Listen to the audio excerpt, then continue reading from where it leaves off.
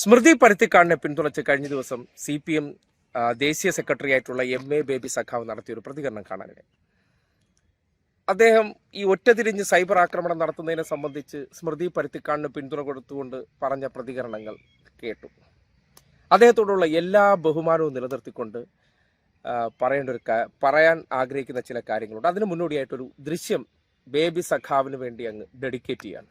ആദ്യത്തെ ചോദ്യം തന്നെ എന്തായിരുന്നു? പ്രതിപക്ഷത്തിന്റെ ദൗർബല്യത്തെക്കുറിച്ചാണ്. പക്ഷെ അത് അനുശ്രീ അത് തന്നെ ആവർത്തിക്കേണ്ടത് പ്രസംഗ രൂപത്തിലുള്ള പരിപാടിയല്ല. മറുപടിയില്ല. അനുശ്രീ അത് പറ്റില്ല. നിങ്ങൾ ചോദ്യത്തിന് എന്തിനെങ്കിലും ഒന്ന് മറുപടി പറയോ? അല്ല, ചോദ്യത്തിന് എന്തെങ്കിലും മറുപടി പറയോ? ഞാനൊന്ന് നോക്കിയേ, ഞാൻ നിങ്ങൾ ആരെങ്കിലും സംസാരിക്കുന്നതിന്റെ ഇടയിൽ തടസ്സപ്പെടുത്തിയോ? നിങ്ങൾ SFIയുടെ സംസ്ഥാന സെക്രട്ടറിയെ കുറിച്ച് പറഞ്ഞു, SFIയെ നിയന്ത്രിക്കണം എന്ന് പറഞ്ഞു. അപ്പോഴൊന്നും ഞാൻ ഇടയിൽ കയറിയില്ല. കുഴപ്പമൊന്നുമില്ല അനുശ്രീ. അനുശ്രീ, ഈ ചർച്ചയിൽ ഇടയിൽ കയറിയൊക്കെ സംസാരിക്കാം. ചർച്ചയിൽ അങ്ങനെ സംസാരിക്കാം. ഇല്ല, ഇത് സമ്മേളനത്തിലെ പ്രസംഗമല്ല.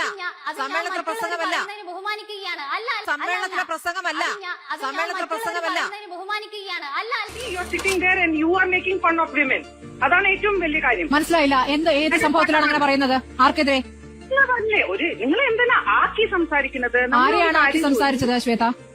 ഇപ്പൊ എന്നോടിപ്പോ സംസാരിച്ചു നിങ്ങൾ. ചോദ്യം ശ്വേതയ്ക്ക് മനസ്സിലാവാത്തതിന് എനിക്കൊന്നും ചെയ്യാൻ പറ്റില്ല.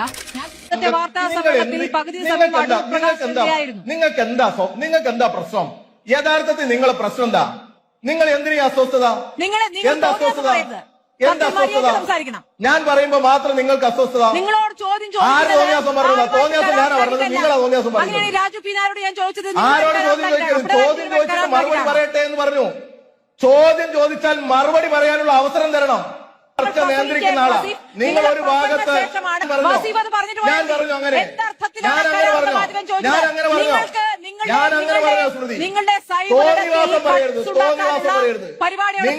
നിങ്ങൾ ഏത് ചർച്ചയില്ല? മര്യാദക്ക് ചർച്ചയില്ല. നിങ്ങൾ ആരെയാ മര്യാദക്ക് അല്ല, രാജുപിന്നാർ പറയുമ്പോ സംഗീതം പോലെ ആസ്വദിക്കുക.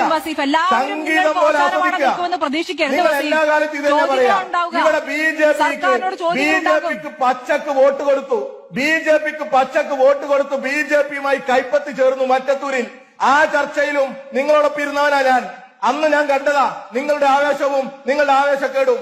അതുകൊണ്ട് അധികം ഒന്നും ഇങ്ങോട്ട് പറയല്ലേ.